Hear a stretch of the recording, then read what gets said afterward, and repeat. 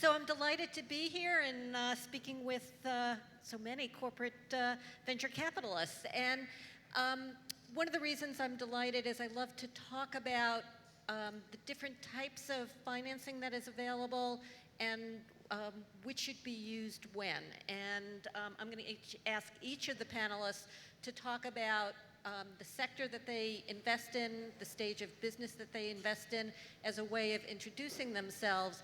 But before we dive into that, I just want to have a sense from the audience, how many of you are raising equity financing? Okay, and how many of you think that you're going to want to raise it from corporate venture capitalists?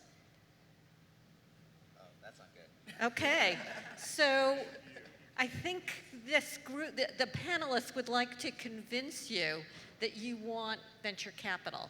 And one of the reasons that I'm also delighted to be here is that I have gotten a chance to get to know some Tennessee entrepreneurs, and 3 of them actually moved from San Francisco, New York, and New Jersey to be part of the accelerator program here.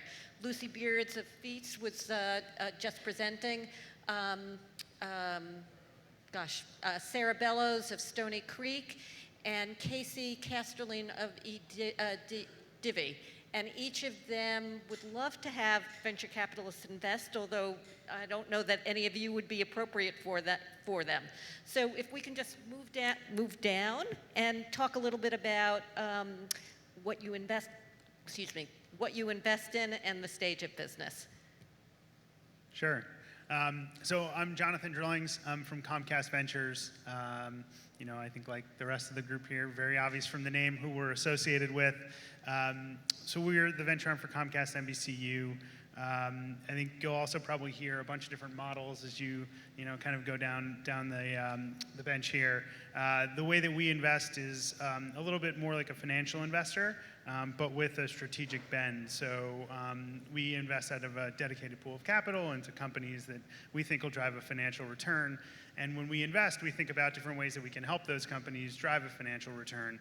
And that's usually in partnership with Comcast and NBCU. And so we invest really broadly across the digital media and technology spectrum. Anything from what you would think would be really obvious, like communications and networking infrastructure, to what you might not think of as obvious in the consumer e-commerce space, and everything in between in enterprise software, in digital media, in ad tech, et cetera. And we just look to find ways to form relationships, either that's a client-vendor relationship or a partnership or some type of information exchange between a portfolio company and with Comcast. Generally, those companies tend to be a little bit more developed, so we don't do as much seed as we do kind of Series B and late Series A and up, just because that's when we can really drive a lot of value. So that's us. Great. I'm Greg Loughlin from Konica Minolta. If I can ask, is everybody familiar with the name Konica Minolta? Or a question, who isn't? 1 or 2. Okay, I'll answer this question for you. So Konica Minolta, we're about a $10 billion revenue company, founded in 1873 out of Japan. Predominantly, we make a lot of our money through office medical equipment. A couple of years ago, our CEO, Yamada-san, decided that we captured a great market share in terms of our existing marketplace, but we really need to innovate internally at Konica. So the way that we do that is through a new group called Business Innovation Center, which I sit in. We do 1 of 4 things. One is we do incubation of new ideas. We do partnerships with startups. Third one is we do investments, very strategic investments in M&A work. So to answer your question, Geri, what areas excite us as a business innovation center? There's about 5 of them. First one is healthcare. It's about $1 billion business for us today. Second one is IoT. 3, printing. We're still trying to figure that out. And the areas that I'd look after are robotics and what we call smarter workplaces, so much more quantified places to work. Great.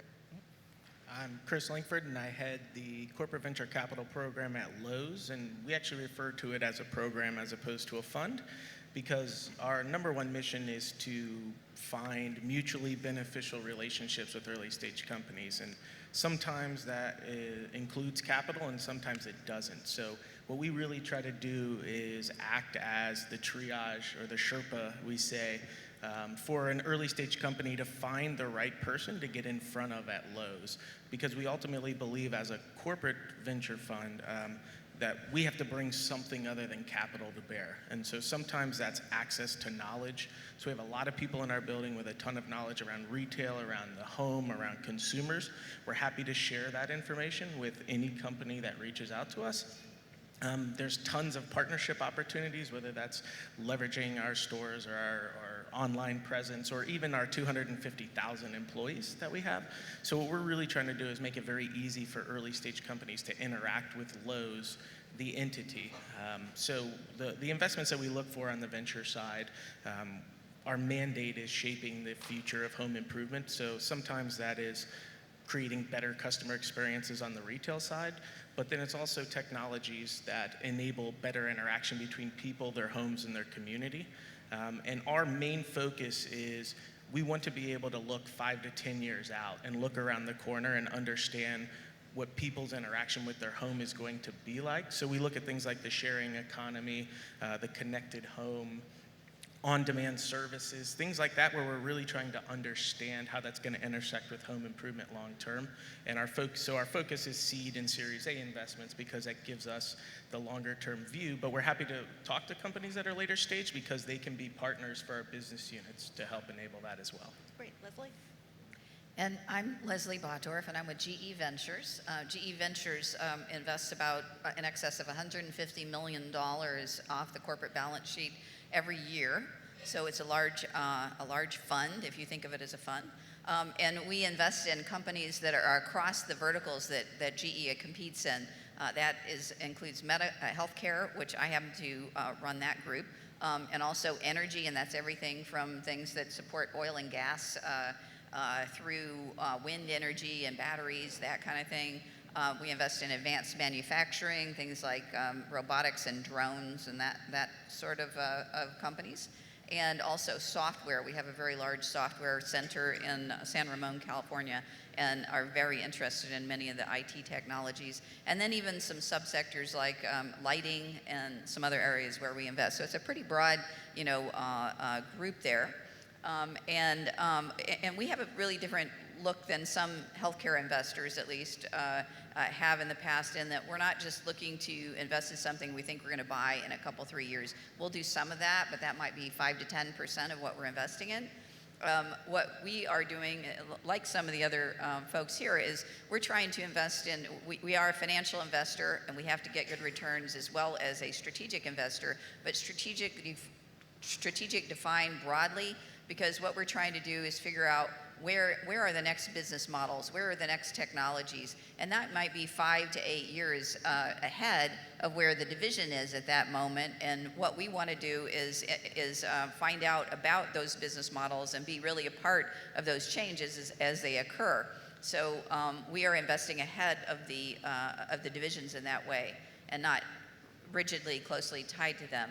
In terms of stage, we're not really investing in seed stage companies, but we will invest in, I'd say, a late Series A on up to a late stage commercial company. We are focused 70% on later stage companies. So in some areas, we really are looking at companies that are already getting some level of commercial traction, and we can help accelerate that. And part of the reason for that is that we, too, don't want to just be money. We want to be partners.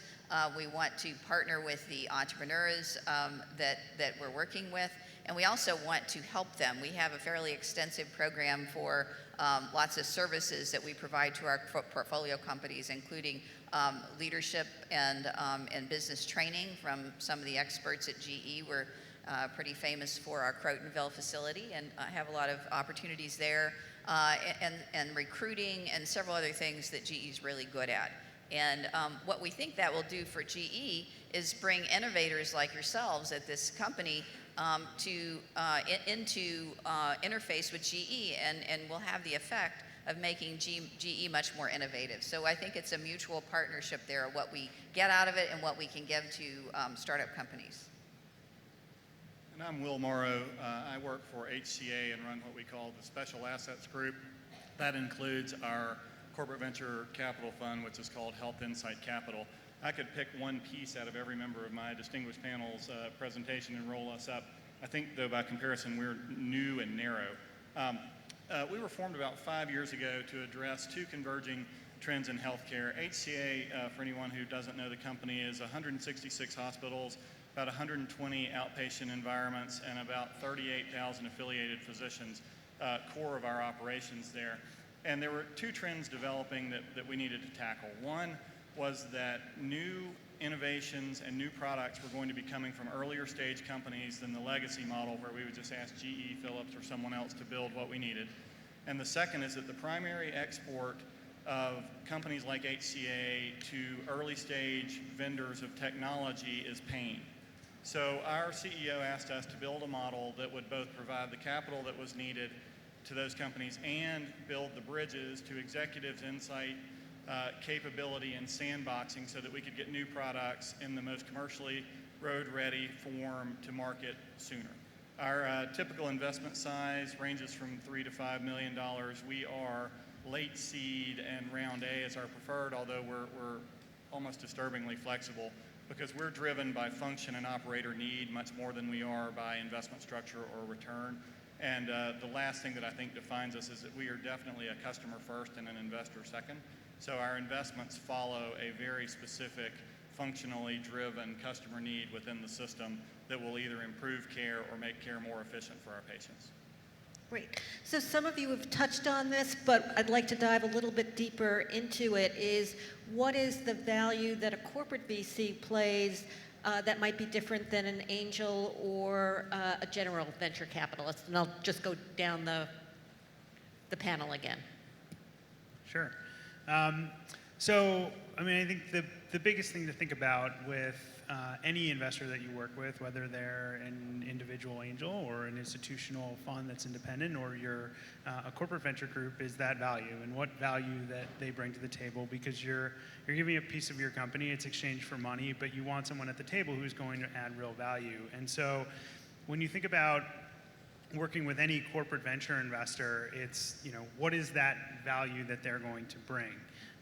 It could be, you know, multiple folks from, you know, the same industry. It could be different folks from different industries that you bring into your round. But you want to make sure that they actually are going to provide value. And, you know, typically corporate venture groups often come with even more stringent elements to a term sheet or to a deal. And so you want to make sure that they're bringing value above that. And so it's hard to quantify exactly because I think every relationship is going to be different. But, you know, if the value is that they're going to bring you distribution into a retail outlet, or they're going to bring you distribution like, you know, maybe a Comcast can into a large consumer base, that's a great way to work with a corporate. And it may kind of add that value to the business. It's really going to help you grow. So it varies, but you know, I think the key when working with any investor is to just make sure that the value's there. So I was a little surprised by the amount of people that said that they weren't as interested in corporate VC. And I think our role here, part of it is really convincing you guys, you know, what's the value proposition that we play. So a quick kind of background about myself. Actually, I stumbled upon this job, this interesting career. Prior, I was actually an entrepreneur. So sitting in your shoes back in about 4 or 5 years ago, I was raising my first round, trying to think about all these different types of investors. And to Jonathan's point, I think it's really about value. And although we're all corporate VCs, I would say not all corporate VCs are all alike. I would say for Konica Minolta, we're much more strategic, very less financial. Our mindset is very much geared toward how is this investment going to allow us to get into a new business domain. I would also say that our culture is very different from American companies. That's something to consider as well. As a Japanese corporation founded in 1873, we might not move as quickly as other folks, but one thing that I would say about our corporation is once there is consensus about a certain investment, there's a huge amount of resources to make sure that you guys are a successful startup, whether that means distribution, access to leadership out there, or just our internal networking as well. So just if you guys have any other questions, I think the Q&A is going to be really interesting in terms of getting some feedback from us. Yep. Yeah, I mean, I think the main thing is just access to the knowledge that we have. So if you're in retail, We've been in retail for 70 years, and we have people in our business that can tell you about scaling up a supply chain, building $1 billion e-commerce business, completely changing from a hardware store to a big box store and rolling that out at a cadence of 150 stores per year. So I think there's just a ton of institutional knowledge in our building that we're more than happy to broker.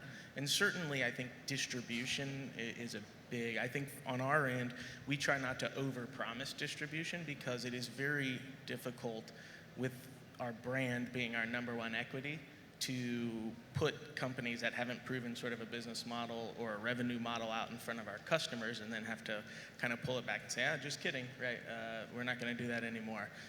So we try not to overpromise distribution, but being in the building gets you in front of the people that can, where you potentially could mature to the point of accessing it. And I would say that in addition to some of the things that we've talked about before, like for instance, GE helps companies with recruiting, with training their people, with networking, that type thing. I mean, there's another thing about corporate venture, and that is credibility.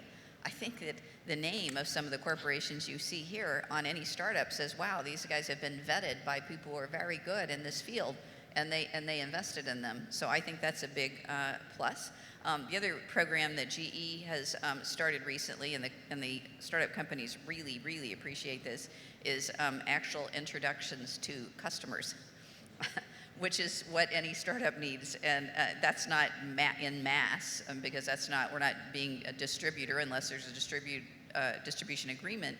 But select customers who come to us, healthcare systems like the HCAs of the world, or the Stanford system or whoever, and they say, we're interested in innovating ourselves, and GE, we want you to help us with that. Then we can make those introductions to the portfolio companies, which is incredibly helpful in their growth. So I think that's important. And I would say to all those points are certainly correct. And for us, it's really customer insight and sandboxing for products. We try to connect our invested companies directly with the member of our team at the most senior level appropriate that buys the product. So where we have board members, it's not one of my finance guys that's out there. We have actually put in some cases, it's the group presidents that run 80-something hospitals who are actually on the board talking about their insights as to how to ready the product for purchase by large customers. They've been very welcome. They're totally useless for an audit committee meeting, but when you want to talk about customer buying needs and product design, they're really the guys that you want. We send the IT executives where it's appropriate. And then as we're building the product, we try to take the right set of hospitals or whatever the right environment is and test it in a way that you can demonstrate road readiness so that when you're done, the product is effectively validated and being adopted by one of the larger customers in the market. We are excellent builders of commercial ready products that have been tested for security, function, all of the basic features. We don't bring particularly sales force development or the inner workings of reaching the market. We can help with a go-to-market plan, but we don't do that as a core competency. We're best as a customer and customer insight. Great. So let's flip the questions around and talk a little bit about what you look for in an entrepreneurial venture. And let's reverse the order. And Will, if you wouldn't mind starting. Sure, and we're probably one of the more narrow focuses here. We're looking for companies that are trying to or are willing to address a product that we have defined. Sometimes we have a business case for that. Sometimes the business case comes in with the company. But our investment structure is designed around the success of that product and getting it out to our company much more than it is around structure or financial outcome or anything along that line. What we're trying to do is find people that have the right mentality to build the right product. Our company's typically not looking to do a wide-scale deployment of a minimally viable product. We're trying to build it into something that's commercial road ready, something that we can rely on in providing health care to your parents, to your siblings when they're in the hospital. And so we're trying to move quickly to that level of commercial readiness, and we're looking for people who want to build that way with us. So generally, there are a couple of things. We look for the people who are working on the right solution, who want to engage in the right way, and who have the right partnership mentality. We do a lot of very fuzzy sitting down and getting to know the executives to make sure that they're people we can work with, and we do not have I heard it mentioned earlier today, FOMO. We don't have fear of missing out because we know what we're trying to accomplish. So we're looking for people that want to accomplish on the same goals, on the same timeline, and with the same approach that we have. And for us, a team is very important. We want to see a passionate entrepreneur for sure. We want to see somebody that believes in what they're doing and the importance of it, and will scramble and move heaven and earth to do it. And we also want to see the management team have the skills and capability they're going to need to be able to take the company up, at least at the stage that they're at. And particularly, we're looking for a company that's not like an additional Me Too feature or just the next grade up of the next widget or something like that. We're looking for people who are changing the game. And quite often, we're focused quite a bit on cost savings. Certainly, that's care with the healthcare system. As I think everybody knows, the healthcare business as an industry is being incredibly disrupted right now in many, many ways, and that creates opportunities for entrepreneurs like yourself if you can seize the moment and get an idea that just takes money out of the system and also improves cost of care. I mean, improves care itself. The same could be said on some of the other verticals as well. Those same types of advantages of efficiency and using technology and doing things in a different way apply to the energy segment, the manufacturing segment, whatever it is. So it's got to be a truly compelling, different way of looking at something. Leslie said something very important. I'd like to add just a second to it. When she was talking about the healthcare market and taking cost out of the system, and I don't want to focus on an industry because this is a much more broad panel, but it's a good example of knowing your industry and knowing the trend, because if you just download the last 10 articles about healthcare, you'll think it's all about payment reform. And the truth of the matter is that payment reform is just dividing dollars differently. And that's not a target, actually, that most of the systems are focused on. They're focused on what Leslie mentions, improving care, taking cost out of the system, making it more efficient, getting better outcomes. People believe that if you do those things, you can win in healthcare regardless of how someone splits the dollar. So I think it's important, and one thing we look for in teams is people who understand the dynamic of the industry much better than often the headlines. I think outside of strategic relevance, we're looking for the same thing that other VCs are, which is a management team that inspires us to come along on the journey that they envision. Because that person needs to be able to inspire a bunch of other people to come along on that journey when it's extremely uncertain. They need to be able to inspire the next rounds of capital to make it get there. They need to be able to inspire customers to come on and ultimately monetize what they're trying to go towards. So that's first and foremost what we're looking for. And then, I think the other is a large addressable market in which the solution could have a very sustainable competitive advantage, right? So these are pretty blocking and tackling, straightforward things that we're all looking for. I think the only thing that differentiates us from a traditional VC who's looking for that as well is it needs to also be very strategically relevant to where we envision home improvement or retail. There's in the first 10 minutes of hearing pitches from entrepreneurs, I think for us at Konica, we kind of structured it very simply. We look at an entrepreneur and their ability to communicate and articulate 4 or 5 things. The first one is, what is the market opportunity? How big is it? Second one is, what's the technology? So is there IP behind it that will prevent other people to catch up? The third one we look for is really called, product fit, the customer attraction. So really, what are your customers saying about your products? The fourth one that is really important for us is essentially what we've been talking all along here, which is essentially, where's the value? Because if it's raising money from NEA or Sequoia, that's a great route. But for a corporate VC, we have to bring something to the table. And I would say for the entrepreneur specifically, we love to hear questions. Like, for example, why should we allow you as a corporate VC to invest in us versus somebody else? Or specifically, what does your investment committee look like at a corporate VC versus a traditional VC? What does your investment process look like?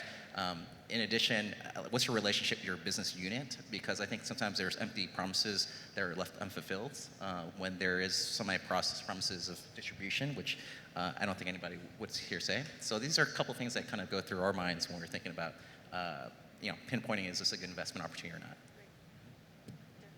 And I don't think that we're too far off from some of the other things that were said earlier.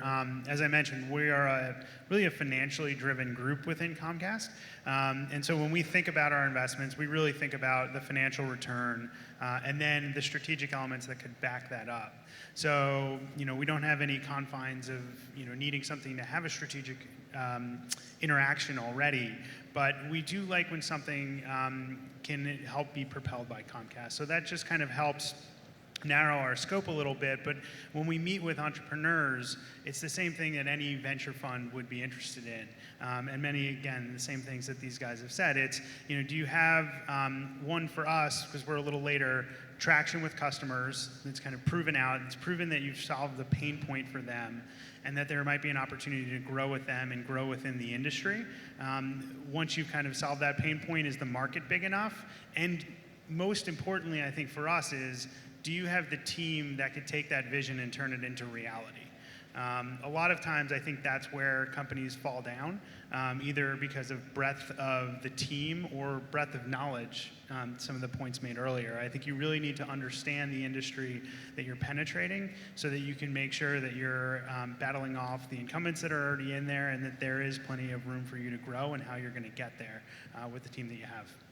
Okay, great. So for the entrepreneurs in the room that want to meet you, how do you meet corporate VCs, or what's your personal preference in the way that you like to get introduced to an entrepreneur? And let's start in the middle. So Chris? Sure. I mean, I think an introduction from somebody that I know or somebody who I really value their opinion is always going to be the best. But we try to be extremely open. I mean, I'm on LinkedIn. You can probably figure out the syntax of my email. I take phone calls from everything from, quantum computing to a new shovel that somebody invented, right? So we've designed our group to be extremely open to taking any and every call that comes across the desk, because you never know where the next best idea is. And then, for us, I almost see it as the onus is on us to go and find the right deals, just like everyone else. So we try to travel every other week. We go to every demo day that we can. We try to make inroads with the major universities, the major accelerators in town, other VCs that can bring us in on deals that we understand are strategically relevant. So I think the onus is on us to get in front of good entrepreneurs, but we're extremely open, and you can generally find us, and we're happy to take an email, a call, or whatever it takes from an introduction perspective. Leslie, how about you? So I think introductions are always really helpful because, we get a large number of opportunities. Just in our healthcare alone, we were well in excess of 1,000 opportunities, for 3-4 people to evaluate. So as you can imagine, that's very tough. And so I think if you can get a mentor, another entrepreneur that happens to know that group, your attorneys, your patent attorneys, to help you with introductions. And this doesn't just apply to corporate. This applies just in general to any other VCs that you might be looking for to get an introduction. That would be really important. The second thing would be to be really concise in, I want to know, is it going to make me money? And why is it strategic? And why does it fit into, to my themes? And you can find most of these firms' themes, on the internet, on the web pages. There's a lot of information there. So if you don't have an introduction, you need to be very concise and to the point about that. Will? And we have several routes that people come in because we're so tied to the functionality and to a product somebody wants to deploy. Our highest success rate is for products that have come in and caught the attention of an executive sponsor. We use an executive sponsorship model very effectively. But we also, as part of our mission to reduce the pain that HCA inflicts on young companies, we have got a guy that we just call the investment concierge. And he takes in the calls that we get. We have set up working groups by function. And so he takes the idea out. We need a pretty good, pretty concise deck that explains it. We need a call so that we understand what we're talking about. And then we'll go vet an idea with the people that would actually use it in our system and visit with them and see if we can get the door open that way. So we do a lot of door opening. The one thing I would say is not a particularly effective way into HCA, but it's one that's used a lot, is people will go to the surgeon that lives next door to them or their friend down the street and get him to lever one hospital CEO to deploy the system in their hospital. That's a great way to get one hospital and to be stuck there forever in what we call permanent pilot mode. So we do try to get ideas up to the corporate level where we can vet them and expedite them. It's a pretty effective method for getting a hearing on your product. But then we also run what we call the catch and release program. If it comes up and it's not a good play, but it belongs back in a door-to-door sales motif going hospital to hospital, we'll put it right back there and explain why we're at that point and continue the open door policy going forward for you as well. Jonathan? So I think typical to most VCs, introductions are the best. That doesn't have to be an introduction from another VC or anyone in particular. As long as it's some type of warm lead, it helps. We do definitely field cold inbound leads. It's just always a bit of a bigger hurdle because you get someone to pay attention to it. But we definitely do, and we meet with companies that way all the time. Generally, I'd say warm leads. We're pretty active out in the community. We go to events like this all the time. We do that. I'm in New York. I spend a lot of time out in events in New York. My colleagues in Silicon Valley do the same. We go on day trips down to places like Atlanta and here to Nashville and just try to meet with companies. But generally, that's, again, kind of set up through some sort of warm lead who then introduces us to the companies. We do occasionally get leads through our Comcast colleagues. We try to stay close to the different operating units that are relevant to the businesses that we as an investment team member care about, and everyone has different areas of focus. Occasionally we'll get stuff from them, but I think they very much look at it the other way as us as a pipeline of innovation into them. So it's always great when it happens because it's a great thumbs up for us that Comcast cares enough about this company to introduce them to us, but I'd say that's definitely the exception more than the rule. Greg? So I'm going to beat a dead horse and say introductions are always great, whether it's co-investors or different. Last night I had an introduction through one of the startups in our portfolio, which is wonderful. But actually, I like Leslie's point more so. It was basically saying, once you get introduced or you connect with somebody, basically cold calling, the best way is really, the question is, how do you frame things up so that the messaging is clear, that you make it so easy for us to understand why is this compelling for Konica Minolta in particular to take a look at this investment. So there's a lot of research already out there in terms of what specific areas we're into. If there's ways to kind of take some tangents and get other introductions are wonderful. Outside of that, venues like this, if anybody's interested in Konica Minolta and finding out a little more about corporate VC on our side, feel free to drop by. I have tons of business cards. We'd love to introduce ourselves. And on the flip side, it's not really the first introduction. It's really how do you manage the communication with your investors or potential investors down the line. So if you guys are all fundraising, think about what is your communication strategy. So do you guys have weekly newsletters, once a month? What is your strategy to kind of communicate all the great things happen to you guys before you guys raise? Because the worst thing can happen is, oh my God, Greg, we're closing a $1 million round next week. Would you like to co-invest? It's a lot harder if we had that. It would be a lot easier if we had that discussion maybe 6 months down before, once we got to know each other over a couple months beforehand. Great. That's a great point. And let me add one thing to that, because the communication strategy after you get the meeting is really important. With a corporate VC, you can go from talking to the VC to talking to the ultimate customer in about 5 seconds, because the next meeting might be with the person that is at your end game. So as you're starting that conversation, you need to have your communication strategy a little bit more advanced, because it can be not a 10 meeting to ultimate decision maker. You can find yourself face to face with the ultimate buyer of your product very, very quickly in a corporate venture capital scenario, and that's something that plays out time and time again with both HCA and with a lot of our colleagues. Okay, great. So I'm going to open it up to questions from the floor, and do I see somebody coming up to the mic? Great. So I'm Dewey Hammond with ZipFlip. We're a portable online marketplace that helps people buy and sell used cars to each other, safer, smarter, simpler, for DIY customers. So a question I've got is with regard to deal terms, from a corporate VC perspective, is there any particular areas where you see opportunities where, hey, I want to do a deal with this company, but the legal part sort of gets in the way, whether that's maybe IP, intellectual property, or right of first refusal, or things like that. Just tell me where are some pitfalls from the legal perspective. So Will has volunteered. Yeah, there are pitfalls from a legal perspective. Legal is a pretty good just topical name for the pitfalls. We have, and I was just in a meeting of corporate venture capitalists being berated by a couple of them for egregious deal terms, not us specifically, but us as a group. And I wish I could give you a more specific description. I think it depends on who you're talking to, but it can be anything from an exclusivity issue where somebody wants to use your product exclusively to improve their overall offering, and you have to work through that. That's when commercial terms start to bleed into the investment terms. That can be a real challenge. For us, exit strategy can be a real issue because if we're putting a lot of our sensitive data into your product and you want to exit and sell it to a healthcare payer or a competitor of ours, we need to have some limitations around that, and we've had to get really creative with our willingness to buy to avoid that. That's 2 examples, but I think the pitfall is going to depend upon the corporate venture capitalist you're working with, and these guys may know what theirs are, but I would say exclusivity, exit strategy, and then the degree of board insight and integration into their product. When commercial terms bleed into the investment is where it gets complicated for us. Okay. So next question. Milk Caps with Venture Nashville and Venture Tennessee. My question actually relates to that last comment, the exit strategy and what have you. I'm wondering, first of all, it sounds like you're probably inclined initially to do minority investments, but might you start off with a controlling majority investment?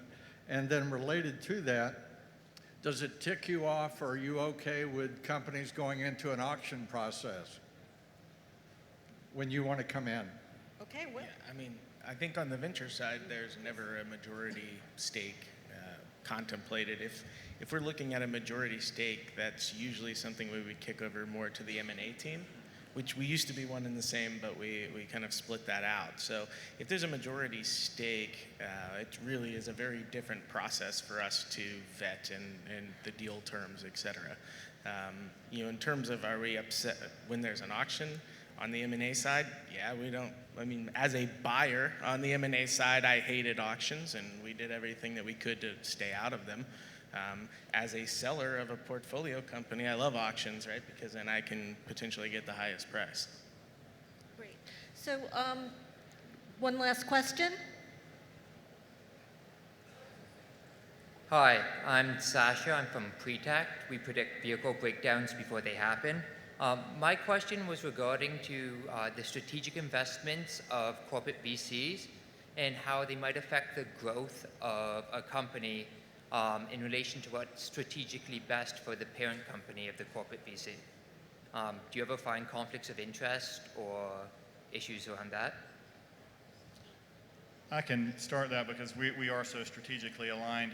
It's very important for us from the beginning to understand the growth plan of management and how it aligns with the growth plan of the corporate investor, because we're a customer first and an investor second, and we need the product. So if their goal is to do a fast, diffuse spread of the product over the market, staying as minimally viable and creeping up over a long term, that's probably not a good match. So we spend a lot of time launching our investments in partnership with a pretty well-defined business plan to make sure we have that alignment on the front end. We've had some investments that have creeped away or where the market has moved and we've needed to change. For us, it is an issue all the time. We have to continually monitor that alignment, and we have to be very, very creative in how we address it when the market moves or some externality changes the alignment, but it does happen. So I'll just add that to a point that I made earlier, all corporate venture groups are different. We all look different. We all have different strategies. We all have different relationships with the parent company and the dollars that we invest and how we think about that. So for us, for instance, we're really on the financial end, and our term sheets look like standard term sheets. We look to drive financial return, and we get compensated just like an independent fund would. And so we don't really have any relationship with the corp dev group at Comcast. We certainly know them, and sometimes we share deals when they're more appropriate for the other one. But we really think about how we can, drive the portfolio company forward. So everyone's different, and you kind of have to look at the pluses and the minuses together when you're looking at taking any type of investment. But obviously, we're here talking about corporate venture investing. So, just think about the benefits and the downsides. Great. So I want to thank our panelists.